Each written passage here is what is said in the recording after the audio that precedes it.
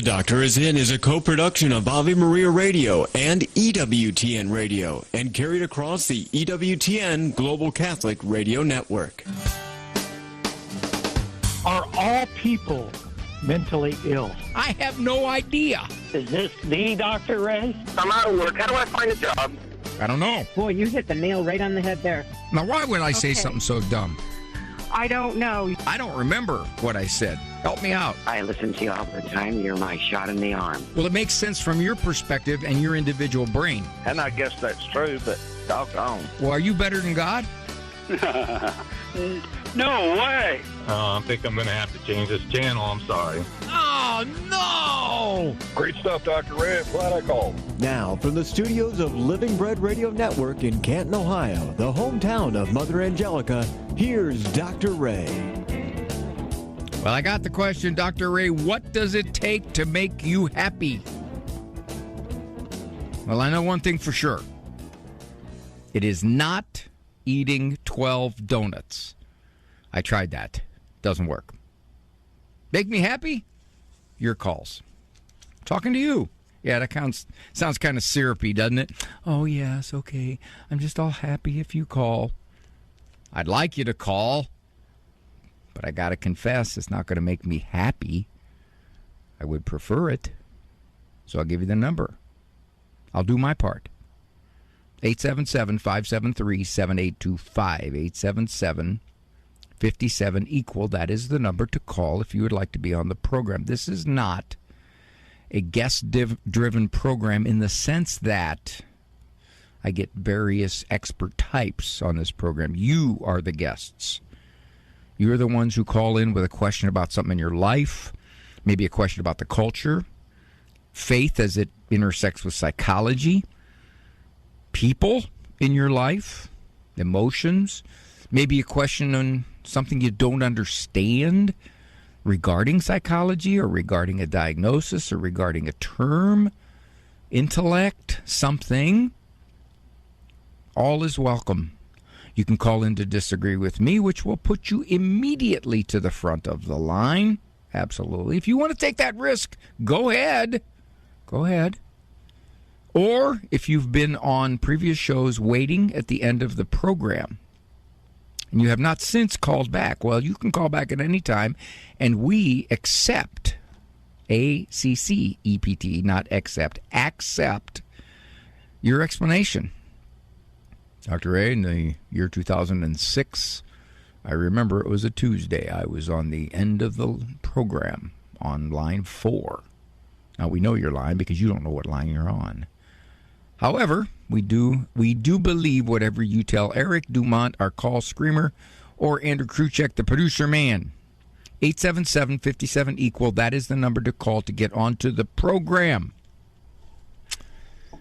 Had a gentleman probably about 3 weeks ago, 2-3 weeks ago, that called pretty much convinced something was seriously wrong, psychologically speaking, with his 13-year-old daughter, who through these regular, daily meltdown eruptions. I hear this a lot, and this is a topic for another monologue because it is not the focus of this monologue. And that is when this child acts in a certain way, and usually, more often than not, it is some kind of behavioral display, some kind of intense resistance, recalcitrance, obstreperousness, fomenting emotion, and it looks bizarre. And most people who see this for any length of time start to wonder, what is wrong? What could be wrong with this child? The bulk of the time, they think that is some kind of pathology, some kind of either emotional pathology, neurological pathology. Something is out of whack in this kid's head. But I've noticed there is a tiny but growing segment of the parental population who starts to wonder if there is some kind of demonic oppression.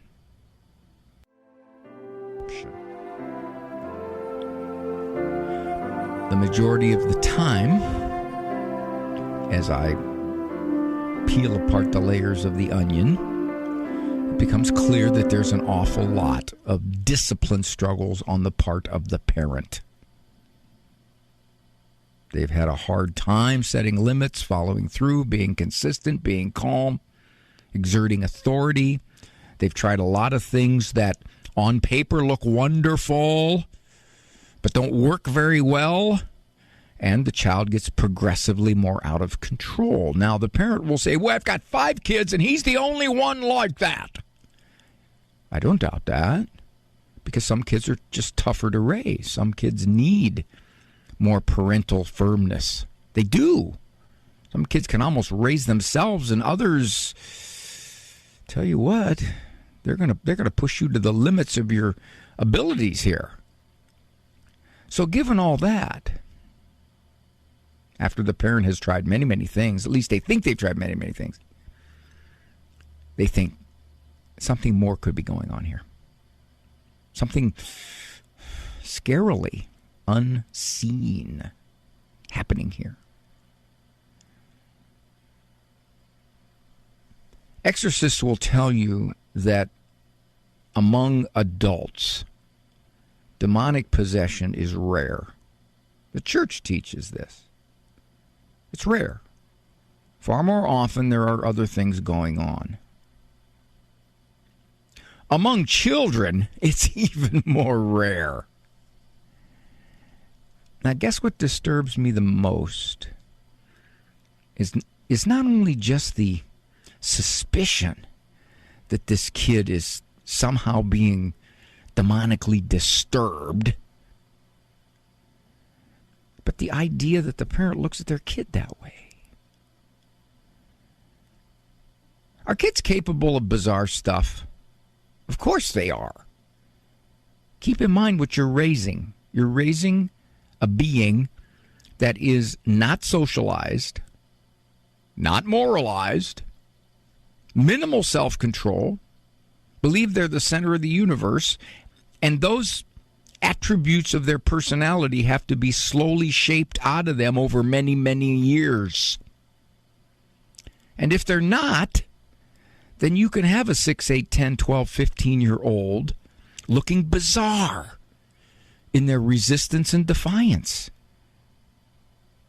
That's no surprise. But I'm seeing more parents start to turn towards some kind of demonic oppression as an explanation rather than looking at the dynamics of the situation, rather than getting some help in scrutinizing some of the things they could be doing differently to calm this all down.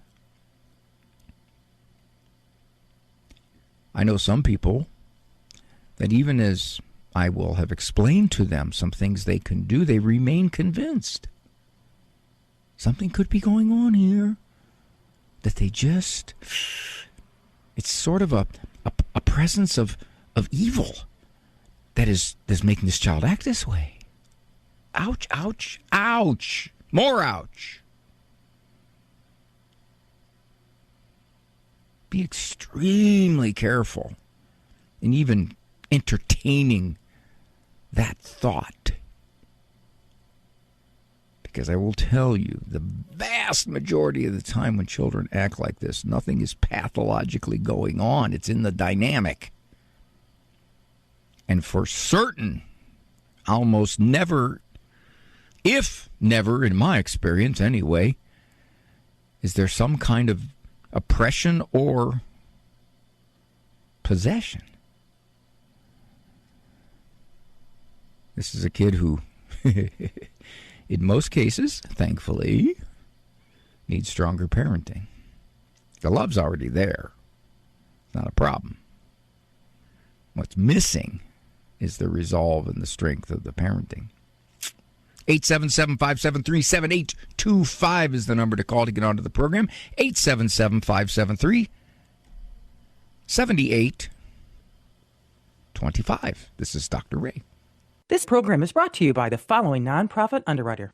Are you longing to hear God's voice? Lord, Teach Me to Pray, the free Ignatian Prayer Series will open your heart to His voice, to the peace you are seeking, and the only love that fulfills the human heart, Jesus. God is calling you to true joy, knowing Jesus personally. Lord, Teach Me to Pray is free. Go to LordTeachMeToPray.com, click on the red box, order the Lord, Teach Me to Pray series now. Go to LordTeachMeToPray.com.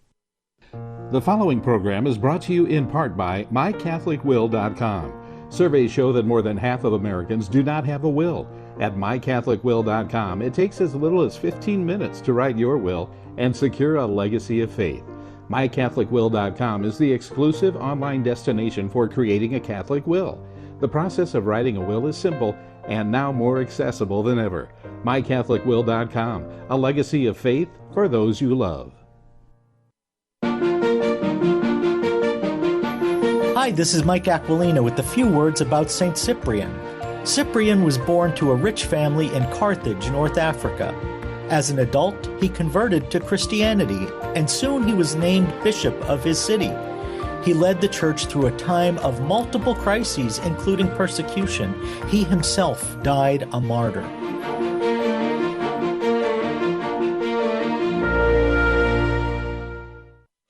Ave Maria in the Afternoon is underwritten by the following nonprofit organization: Real Estate for Life.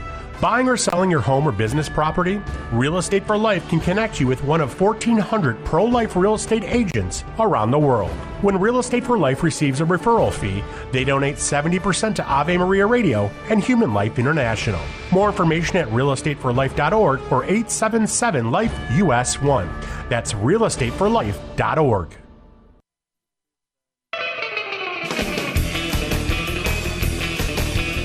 Dr. Ray Guarendi. I spoke way too soon. I was just informed by producer man Andrew Kruchek that there was about a minute and a half of power outage at the facility there, the broadcast room where this is produced. And those of you, all of our affiliates, apparently had to quickly ramp up music or something similar, because I was talking about the extreme unlikelihood that a child who looks bizarre and obnoxious and defiant, belligerent with wild meltdowns, the extreme unlikelihood that he's possessed. And wouldn't you know it, probably, Andrew, I can't prove this, but probably the most pointed aspect of my opening monologue was for my ears only. I don't know. Andrew said there was about a minute and a half right smack in the middle of that thing where flat out technology was blocked. All right, those of you who are saying, spiritual warfare, either that or just coincidentally the power went out over there in that particular broadcast room at Ave Maria Radio. Oh, I knew it would be provocative. Tom is calling from San Diego, California. San Diego is one of the big markets here in the U.S. Hello, Tom. Oh, I can't hear you for some reason. Uh-oh. Wait a minute. Okay, Andrew. Tom says he can't hear me. Tom, hello? Can you hear me now? All right, we're going to take care of that. Let's go to, is that Tom hung up and also Lorna hung up too? She doesn't want to go on the air? Okay, but I'll take her question if do the rest of it. So Eric's still talking. 877-573-7825. Okay, now I'm starting to get nervous about spiritual warfare here. Everything's gone haywire. Lorna, does she want to get on? Does she want to get on the air, or does she want me just to answer this without it? Okay. All right. She says, now this is very generic, so my answer is going to have to be very generic because I'm not sure. She says she was diagnosed with anxiety. Now, anxiety is a very broad term. It manifests itself in many, many ways. She says, but I don't know if that's true. How does one know if they have it? Well, Lorna, you don't have it. Okay, you experience some anxiety in some form. She says, I don't think I do. All right. I am one who puts a fair amount of credibility in the individual. So if I say, well, Lorna, I think you seem to be pretty anxious about ABCD, and you say, I'm not. I'm not going to work real hard to try to convince you are. I will not say, Lorna, I am the expert here, and if I say you have anxiety, you have anxiety. Don't try to tell me you know more about you than I know about you, which is ridiculous. So here's the way one of the ways that you measure it. Is it interfering with the way you're living your life? Is it constricting your freedoms socially, place-wise? Is it doing that? Is it creating a lot of distress for you? Poor sleeping, feeling a sense of I'm too distressed to follow through on normal day-to-day activities? Is it doing that? So whether you say, well, I don't think I have anxiety, but whoever it is thinks I do. Now, unfortunately, all too often, we're becoming an over-diagnosing society, and everybody and their brother is diagnosing somebody else. We experts can't agree half the time on diagnoses. If you look at the research, we don't do very well. So, given that, if you have somebody who is in your family or your friends saying, you are this way, and you're thinking, not really, I'm not. It could be just as much their misguided opinion. It all comes down to, whether you label it anxiety or whether you don't, it all comes down to how much is it interfering. Now, Lorna came back. She's there. So I'm going to go to Tom because he came back too because he had trouble with his phone. And Lorna, if you hold on, we'll get to you and I'll get some of the details on that. So now, Tom, can you hear me now? Hello? Can you hear me, Tom? Tom? Hello? Or is it us or is it Tom? We don't know. Let's try it with Lorna. If it's Lorna and she can't hear me, then it's us. Lorna, are you there? Lorna, can you hear me? Hello, Lorna. Apparently not. It's us. It's us, Andrew. We got something going on over there. All right. Well, I'll give out the number. And maybe Eric, if you can get on the phone and tell our callers that we got some kind of technical problem there. And I don't. Okay. Now, I could get a little nervous here. Just after my monologue on demonic oppression, all of a sudden everything shuts down and I can't talk to anybody. Now, I know there are those of you who believe that is more than coincidence. At this point, I am going to attribute it to coincidence because I have no evidence otherwise. As a matter of fact, so they're working on it there in Ann Arbor to figure out what it is, some kind of power loss, which, you know what that means? It means for now you have to listen to me.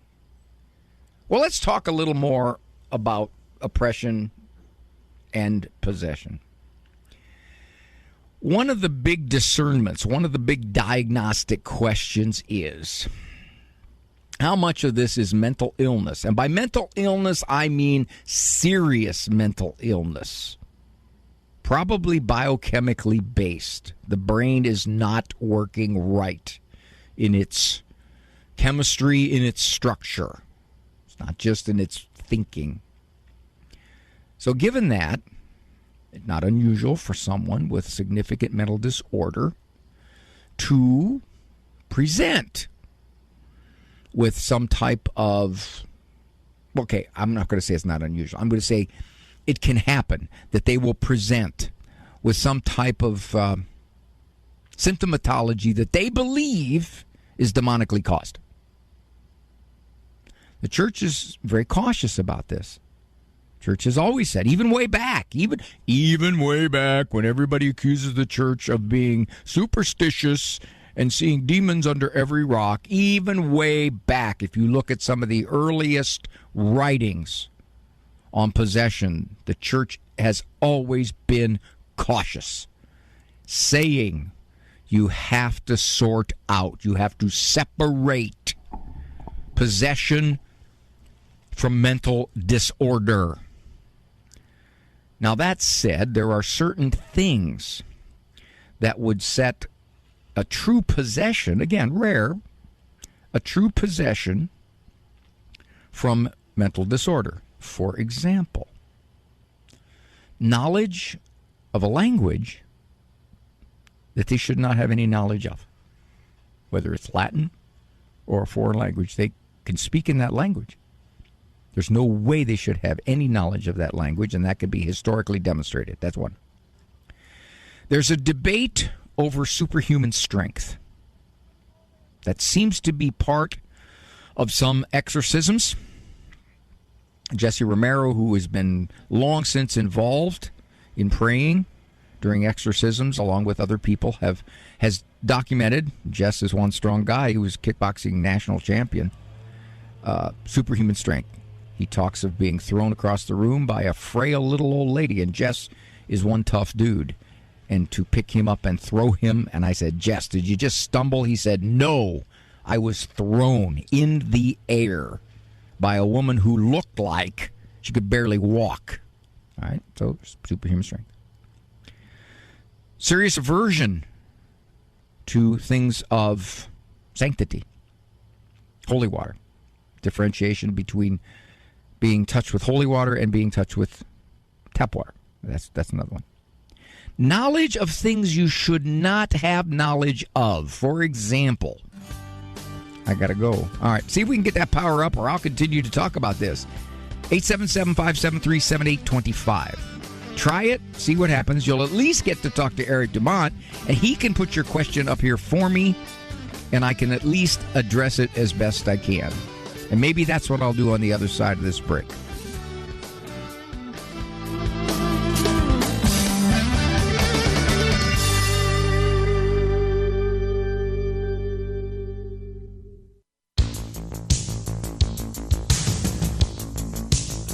Okay, they're still working on the phone issues.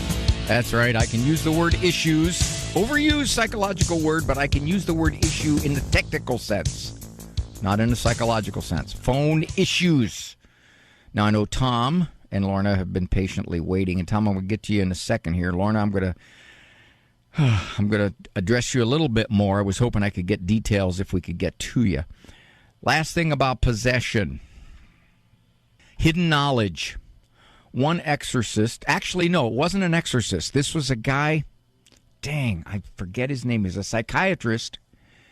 He wrote the book Demonic Foes. For the last 25 years, he's been consulting to priests and exorcists regarding possession matters. And one of the things he pointed out was that in one exorcism that he was present at, the person talked about a certain priest who was walking along the beach saying his breviary, dressed a certain way. And the individual who was going through the exorcism made the observation that this priest was there and what he was doing and what he was wearing. And the psychiatrist, doggone, I'm blanking on his name. Andrew, find out who wrote Demonic Foes. The psychiatrist checked it. They called the priest and said, what were you doing at blank? He said, I was walking along the beach. I was saying my breviary. What were you wearing? He said it. And the woman, and this was a very serious case of pretty obvious possession. She had been long involved in all kinds of ugly, ugly stuff. Got it exactly right. So, knowledge of things you have no way of knowing. Let's see if we can get to the problem. Steve Clark, our intrepid engineer over at Ave. Tom, are you there? Dr. Ray, are you there? There you go. Can you hear me? Hello? Yeah, finally. Got it. Thank you, sir, for your patience. How can I help you? Oh, I talked to you maybe 6 months or so ago about my son who was in a Catholic school for all of 3 days and then got boot. Who he was in kindergarten. He got diagnosed as being autistic, and they just said in 3 days they couldn't handle him. Mm-hmm. So he's been in public school, just finished up kindergarten. He recently, when he was diagnosed with autism, it was so mild that our county, clinic wouldn't even treat him for anything. They wouldn't offer any services because they said he's too mild. But he recently just got a diagnosis for ADHD as well. And so now there's this kind of interest or push to put him on medication, at which point I kind of just go, well, wait, I know nothing about this. And who's doing the push, Tom? Well, it was recommended by the doctor, and now Mom wants to do it. And I'm just kind of, my best understanding is it helps with impulse control, I guess, which he seems to have issues with. But I always worry about side effects and long-term effects, and, this is Tom, if I remember correctly now, you're not the custodial parent. No, we're married. We're together. Oh, okay. So, okay, all right. We sometimes have different views on these things. All right. So, how old is your son? 6? He's 6 years old? He just turned 6. Okay. So which seems to be kind of a gateway age for the prescription, if I'm understanding it right. So the situation is this. You've got, is it your general practitioner, your family practice doctor who is saying yes? He spoke, he got evaluated by a psychiatrist who then made the recommendation. And then at his annual physical exam with his general practitioner, they kind of opened the door and said, well, you can do this if you want to.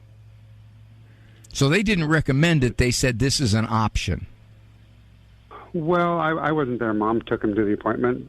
I'm not sure how strong of a recommendation it was versus, just an option. Okay, well, find that out. Yeah. Is he a behavior problem for your wife? Yeah.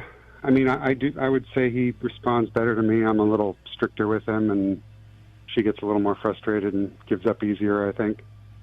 So she sees a lot of his behavior as abnormal, beyond what would be responsive to normal discipline.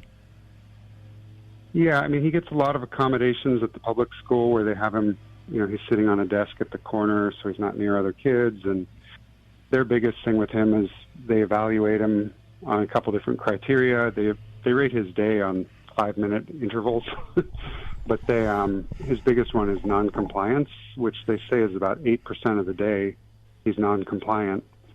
And so their goal for next year is to get that down to 6%. I would like you to get that goal down to 0%. Right. Sure. Here's a suggestion. I can't comment here. If you came to me in my office, yes, I could ask a whole lot of questions and comment more specifically to your situation. I can't comment here about medication, about his diagnosis, any of that. I will say this, though. If you tell the folks at the school, if he were not defiant, and you tell your wife, if he were not defiant, would you still recommend medication? Now, if they say yes, because he has problems with attention, et cetera, medication doesn't work all that well with attention. It's much more likely to work with impulsivity or kind of an acting out. Okay. If you tie his conduct, well, school's over now, so it doesn't matter, but if you tie his conduct at school with a simple little excellent, good, fair, poor reward system, and you tie that into the conduct reaction at home, my experience has been high percentage of the cases, it dramatically improves the child's behavior at school. Dramatically. Even if you say, well, there are developmental issues here that I'm not sure he has a proper level of self-control. Even if he doesn't, even if he has, if you could measure it, 60% of the average 6-year-old self-control, it still will work. It may take a little longer, but it'll still work. Now, I don't have time to give you the whole system. Go to my book, Discipline That Lasts a Lifetime. And I think that's by far my most popular book. The whole system is set up in there. We've had some problems with my website regarding people ordering books. If you've had trouble, we fixed it. So if you tried and you failed, try again. The book is Discipline That Lasts a Lifetime, Tom. I think it'll give you some suggestions on not only how to deal with his overall behavior. And I would suggest also that if your wife is frustrated, you step in and you deal with it. If he gives her grief, sure, you handle it later when you find out about it. The fact that he may have some autistic features does not mean that he can't respond to limits and structures. It doesn't mean that. It may mean that he might have a little more trouble doing it. Doesn't mean he can't. All right, my friend. This is Dr. Ray. All right, we got the phones gone, and I got my mouth gone. Thank you.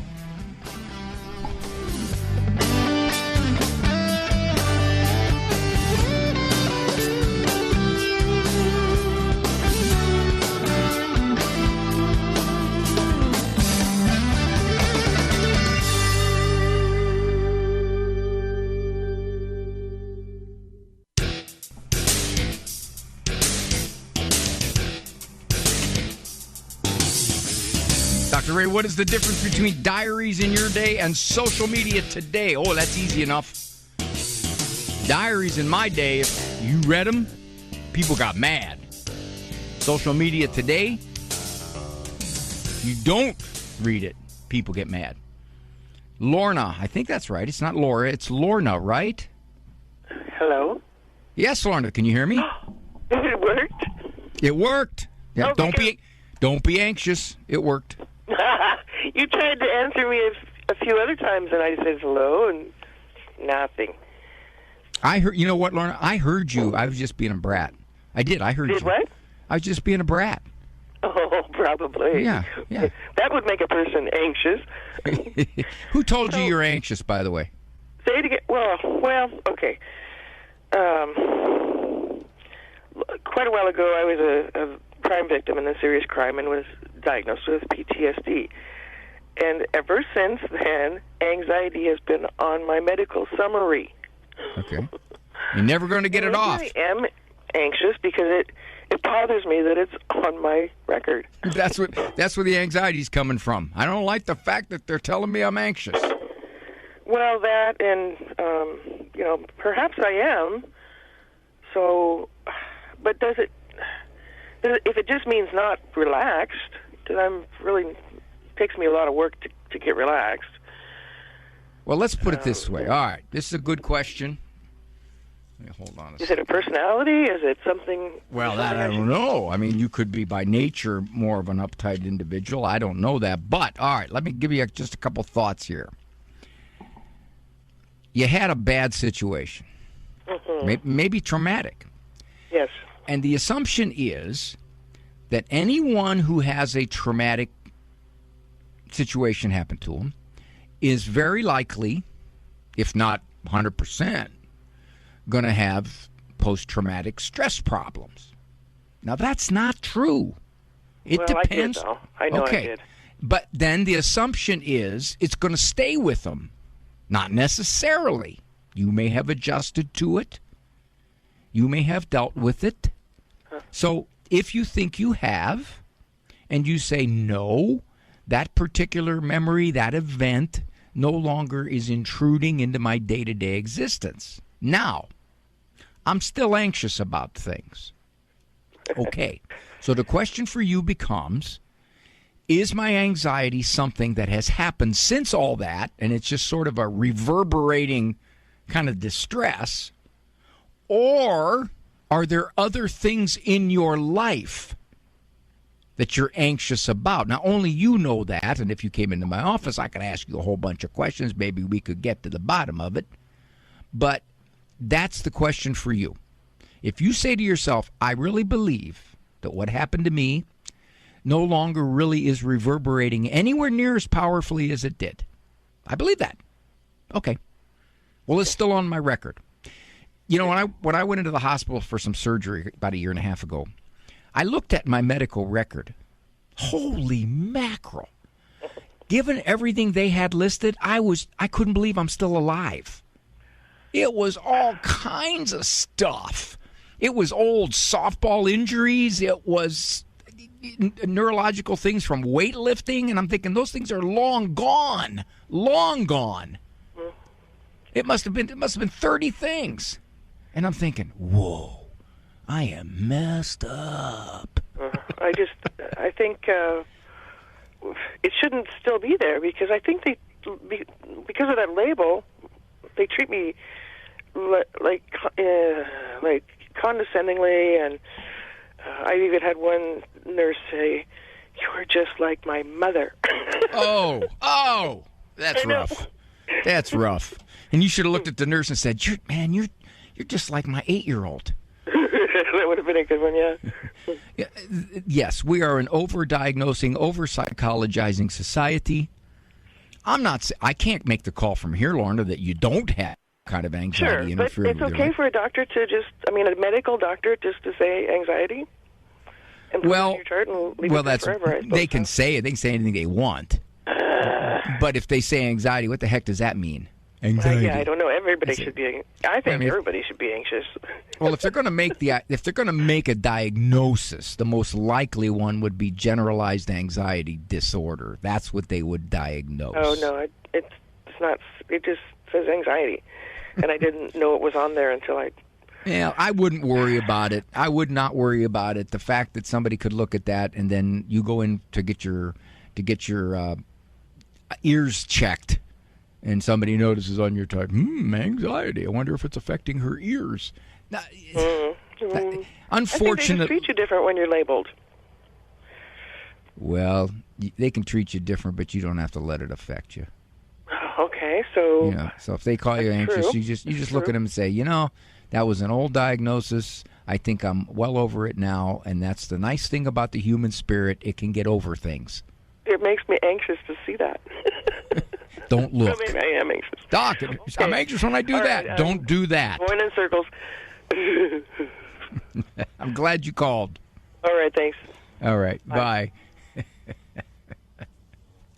Well, let's see. Where are we at here? Well, I'll tell you what. I'm going to look at the clock here. I'm going to have to take a break because otherwise I will go too long. So let me get to you right after this break. Do you own popular index mutual funds or ETFs? If so, you're automatically own shares of companies that conflict with your moral beliefs. Ave Maria mutual funds are managed to conform to pro-life and pro-family values. Long-term investors can invest in the no-load Ave Maria mutual funds. The experienced professional portfolio managers make decisions based on investment fundamentals and pro-life values. You can learn more about Ave Maria mutual funds today at 866-AVE-MARIA or visit AveMariaFunds.com. Ave Maria in the Afternoon is underwritten by the following nonprofit organization: Real Estate for Life. Buying or selling your home or business property? Real Estate for Life can connect you with one of 1,400 pro-life real estate agents around the world. When Real Estate for Life receives a referral fee, they donate 70% to Ave Maria Radio and Human Life International. More information at realestateforlife.org or 877-LIFE-US1. That's realestateforlife.org. Pope Francis tells us becoming a priest or a man or woman religious is not primarily our own decision. Rather, it's the response to a call of love. Do you feel as if God may be calling you to religious life? If so, contact a religious order faithful to the magisterium or your diocesan vocation. For information on the priesthood or religious life, visit EWTN.com/religious life today. Brought to you by the nonprofit Seton Home Study. Hi, everybody. Dr. Ray Guarendi here. You want to pass the Catholic faith on to your children? A very good way is to teach your children at home. You want to protect your kids from the toxic culture that surrounds us? Do you want to have a greater influence than what your kids are learning? Once more, a great way is to teach your children at home. No teacher is going to care about your kids as much as you do. Seton Home Study School is the best way to teach your children at home. Go to setonhome.org. setonhome.org.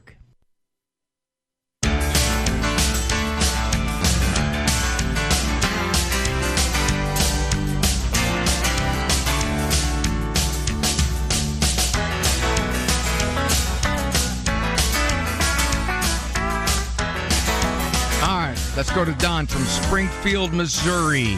Hi, Don. Seems like he's a victim of something that's going on a lot more these days. Don, it's Ray Guarendi. Yeah, you might. Hey, Ray, Dr. Ray, you're awesome. I love listening to you on the radio. Thank you, sir.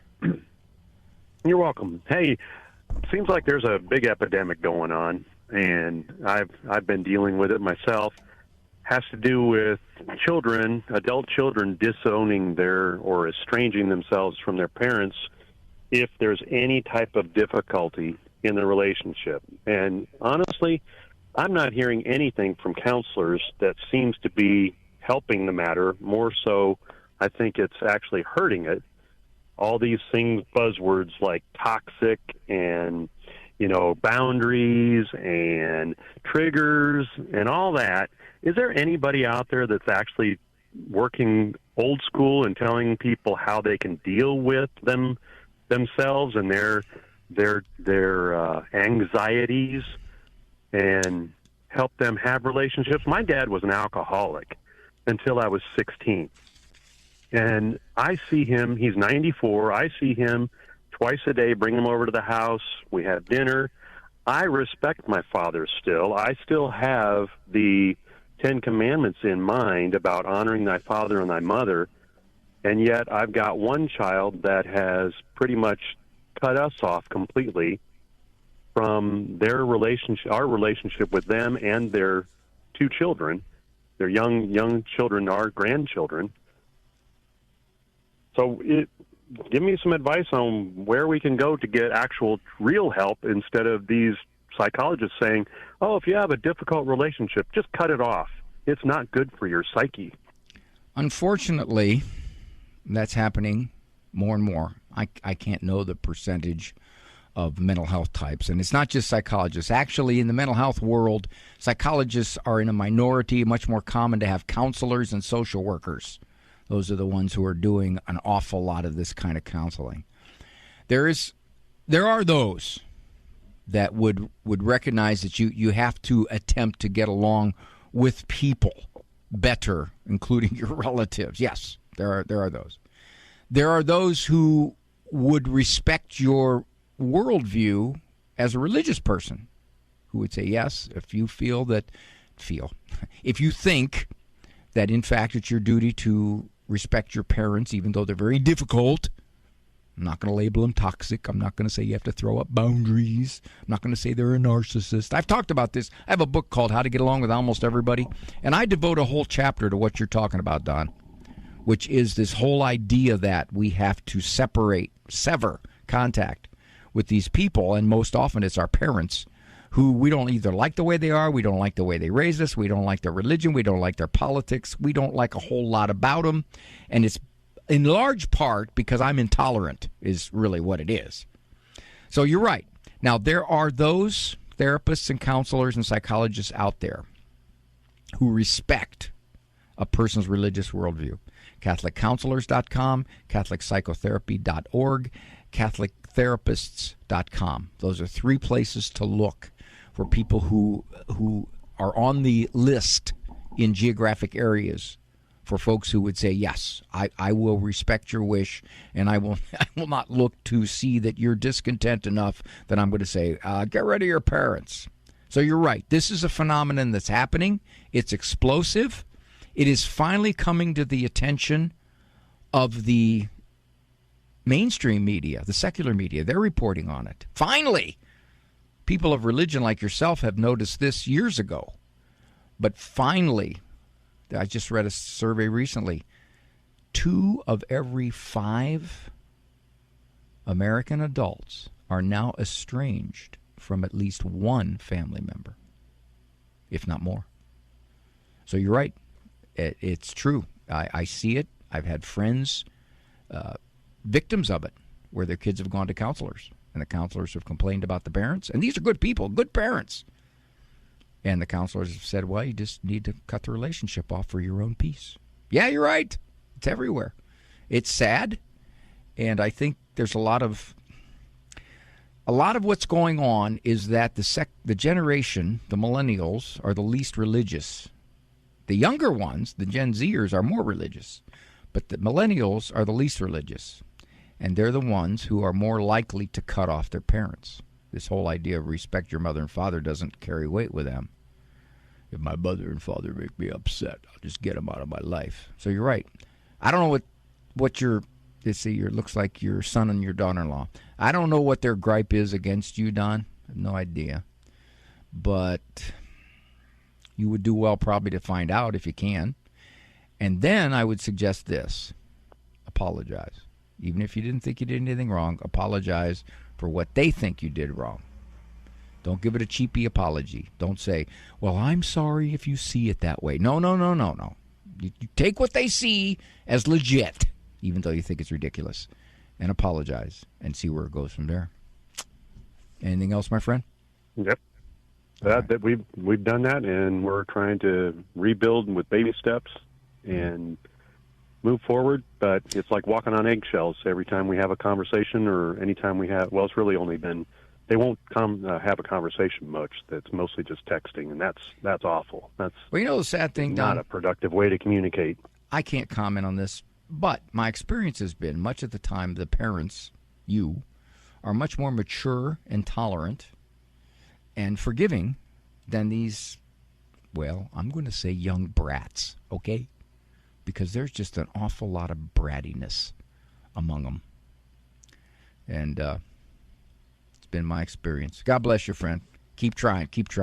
Brian, Ohio, has a comment on Tom's call. Yeah, Tom was asking about, of course, the medication for his son who's been diagnosed perhaps autistic spectrum disorder. Hi, Brian. How you doing, Dr. Ray? Good, sir. And good to talk to you again. Yeah, I just wanted to piggyback off your conversation you had with the caller earlier, and just confirm that the reward system really does work. My son, as I told you before, is diagnosed with ADHD and autism, and it's almost like kind of wheel and deal with him. But when he was younger, he was very adolescent in school, and he actually told me at one point in time, he's like, Dad, I just want to do what I want to do in school. And I'm like, well, you're gonna learn that, even as an adult, someone's always telling you what to do, unless you kind of work for yourself. But the reward system did work, where I had to wheel and deal with him, and also giving him a timer to to be on screen time, limit screen time. Screen time. The research is coming through here, Brian. The screen time is really becoming a real problem with kids' attention span. It used to be thought, no. These kinds of attention problems are all neurologically based. Now we're realizing that the research is coming in, and that research says that more screen time, more of this fast-moving, hyper-stimulating stuff is making it harder and harder for kids to sustain attention on any task that requires focus. Brian, thank you. I got to run up against the clock, who is my tyrant. All right, glad you guys got that fixed over there in Ann Arbor. I'd like to apologize to all of you because you only heard my voice. Sorry about that. Walk with God. How much time, Andrew, we got? 10? All right. Walk with God. He'll listen to you. For information on Dr. Ray's presentations, books, and CDs, visit drray.com and follow him on Facebook and Instagram. The Doctor is In is a co-production of Ave Maria Radio and EWTN Radio and carried across the EWTN Global Catholic Radio Network.